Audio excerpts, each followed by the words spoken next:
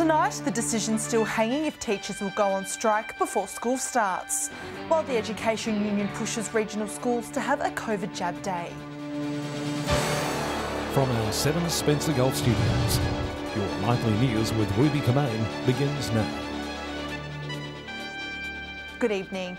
The start of the school year remains uncertain, with the Education Union still deciding whether or not to go ahead with strike action. 2/3 of union members have voted to take part in a planned work stoppage next week. It's the pending teachers' strike that could halt some plans for the new school year. 2/3 of members from the Australian Education Union voting to stop work next Wednesday. You know, with Stephen Marshall's announcement that schools won't be receiving rapid antigen testing, it means that it's very likely that the virus will wash through schools and preschools very quickly. The South Australian government, however, is standing firm with its staggered back-to-school schedule. I think we're on strong ground. We've listened to the experts since day one in South Australia. I think we were the first state to go out with a plan. The Education Union wants the start of the school year to be delayed, citing health concerns with the Omicron variant, demanding personal protection equipment, including N95 grade masks and face shields. We're in respectful negotiations. The union put, I think, 18 or 19 issues that they wanted to address with us. We responded to them earlier in the week. They've got that information now. I know they've got that ballot.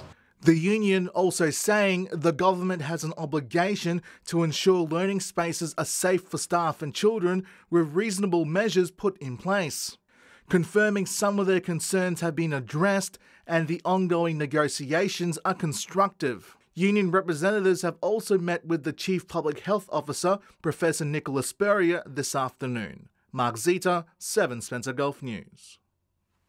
Meanwhile, COVID vaccination hubs or immunisation days have been suggested for South Australian schools in the coming months. The state's Education Union is strongly supporting the idea, saying it's crucial to protect teachers and students. It's nearly the start of the school year, and the state's Education Union says things are still unclear. COVID cases continuing to grow in the state, with teachers and parents worried to send students back into the classroom. The union suggesting COVID vaccine hubs should be set up across schools to help protect vulnerable students and staff. In certain parts of our community, that vaccination rates are slow, and we should be doing all that we can to provide easy access for families to enable vaccinations to take place. An SA Health spokesperson says all regional clinics offer vaccinations for children aged 5 to 11 and are always looking for ways to make the vaccine more accessible. The department will let the community know when pop-up clinics are available. COVID vaccinations were available across 50 schools in the state during November. Hubs were set up in Port Lincoln, Whyalla, Port Augusta, but none in Port Pirie. There is a huge amount of fear and anxiety about returning to an education site. At the moment, we have vulnerable workers who are really worried about contracting the virus. 50,700 first doses have been given to children aged 5 to 11 across the state, 34% of this age group. The union's saying it's worried more unvaccinated children will be in the classroom if an outbreak does occur. Christian Kamenos, 7 Spencer Golf News. Spencer Golf residents are urged to collect free rapid antigen tests if they have been identified as a close contact. The state government says 8 collection hubs have been opened in regional areas so far, including Port Augusta, Streaky Bay and Port Lincoln. 2 kits will be provided free of charge. Last week, Deputy Premier Dan Van Hulst-Pellekaan said once stock increases, more hubs will open across the region. Almost 400 children with COVID-19 were able to receive care thanks to SA Health's online care service. Health Minister Stephen Wade says 96% of those children have avoided a trip to the hospital as a result. Care team members monitor children through either a daily or twice daily phone or video call. More information about the program can be found on SA Health's website. The mayors of the cities of the Spencer Gulf have welcomed Labor's healthcare package election pledge. Labor says it will invest $33.1 million into the local health network, upgrading both Port Augusta and Port Pirie hospitals if it wins the next election. The mayors say this would be needed with over $15 billion worth of economic growth projects predicted to come to the region in coming years. Also saying without an effective health system, Workers won't be attracted to fill these 9,000 potential jobs. Still to come tonight, 3 Clare youths charged over an alleged break-in at Wallaroo. And washed out roads puts the brakes on truck drivers passing through the Spencer Gulf.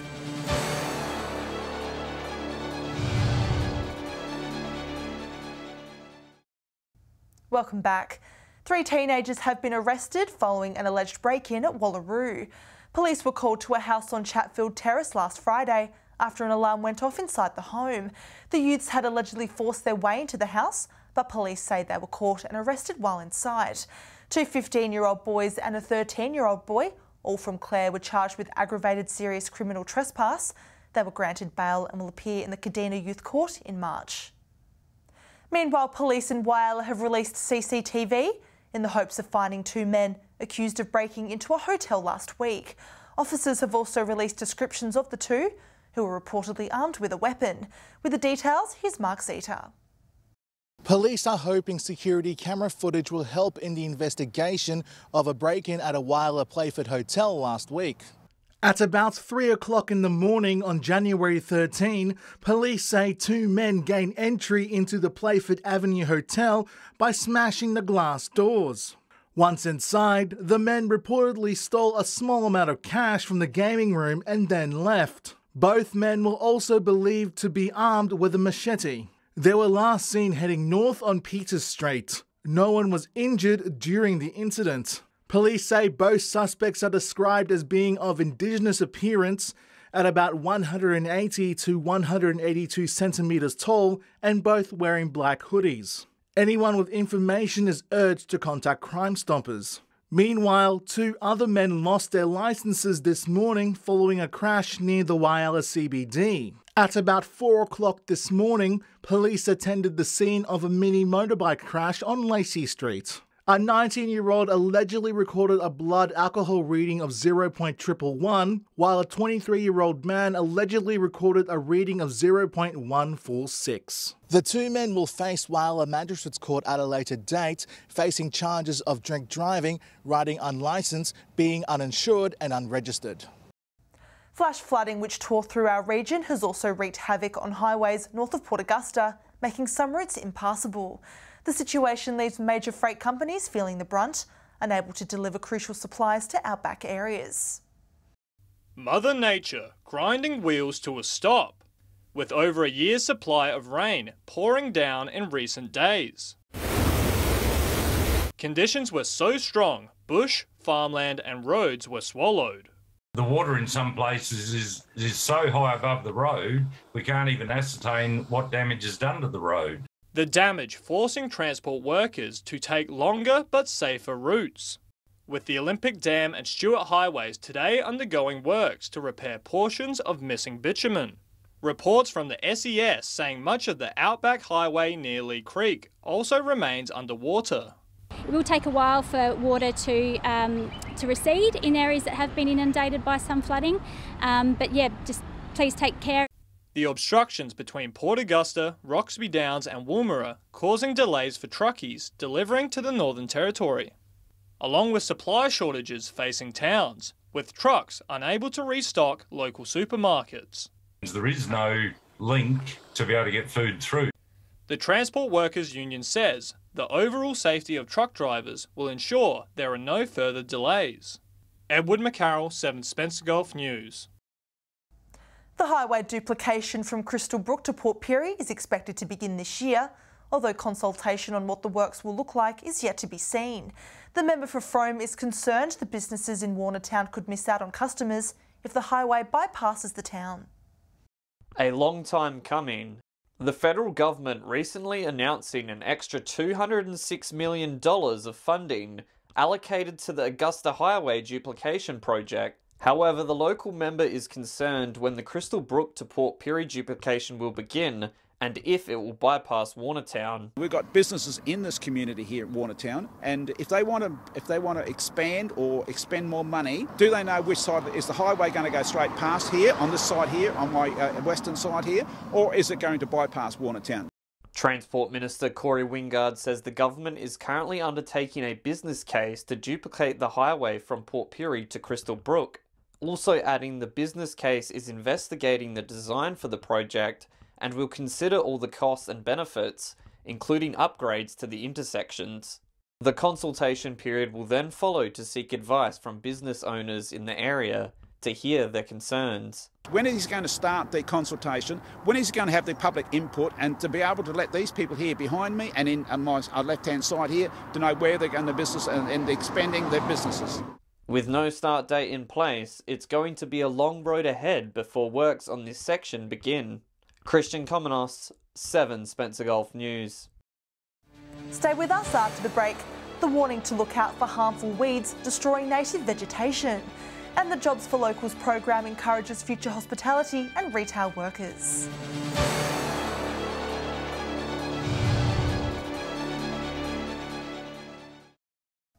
Hello again. Summer grasses could be at your doorstep, with a range of damaging weeds spreading through the community. The Northern and York Landscape Board is encouraging people to identify harmful weeds to protect native vegetation. After the weekend's rainfall, a range of summer grasses have started to emerge around the regions.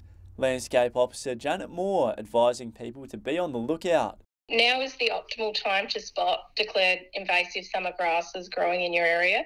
Species like buffle grass, coolertie grass, innocent weed and African lovegrass are all actively growing at the moment. These grasses also having lasting effects on wild stock and native vegetation, some even posing fire risk. As well as forming a continuous flammable ground layer that can carry hot fires, which affects native flora, fauna, as well as threatening infrastructure and public safety.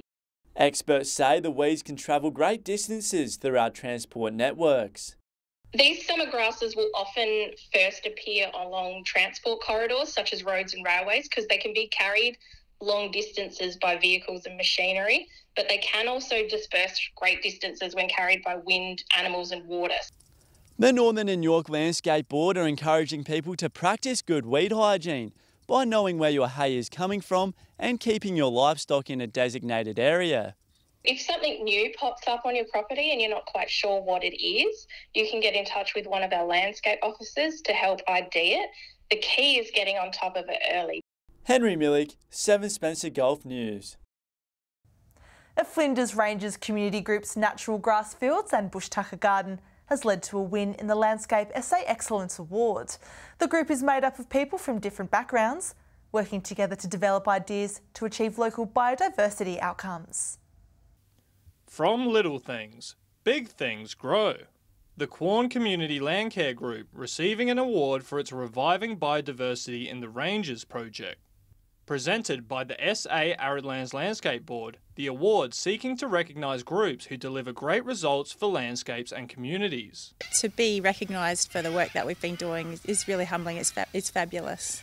The group, made up of locals from the region with green thumbs. So we've got retirees, you've got families, you've got young working people, older working people, just a real mix of the community. The Quorn Community Landcare Group has more than 25 members, contributing to more than 280 volunteer hours. Establishing a native grass patch in Quorn and revegetating yellow-footed rock wallaby habitats. We've been involved with quite a few tree planting activities on people's properties, helping them with erosion control and also getting habitat corridors back in their paddocks. The group also actively participates in cactus prevention, using biocontrol insects to destroy the plants.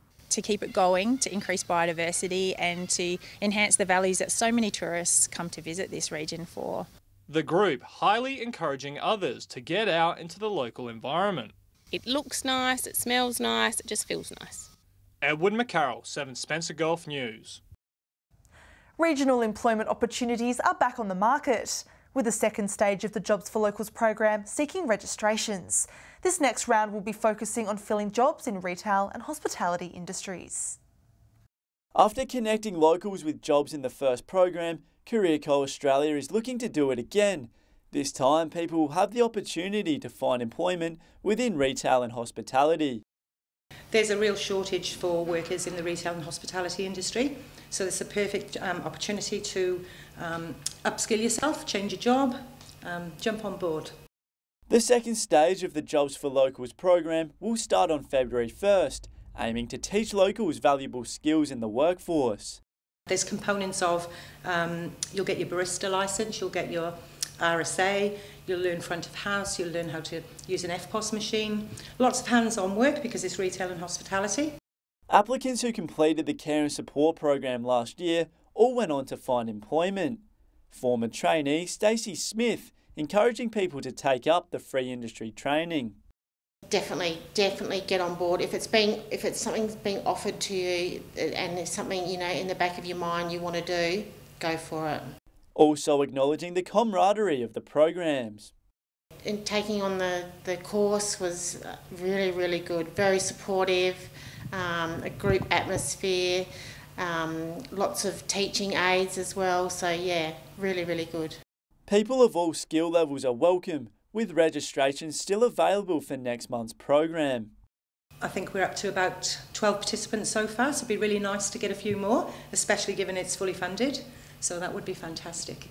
Henry Millick, 7 Spencer Golf News. Stay with us after the break. Broken Hill prepares to recognise valuable citizens on Australia Day, and we'll have the weather details with Alex Sykes. See you again soon.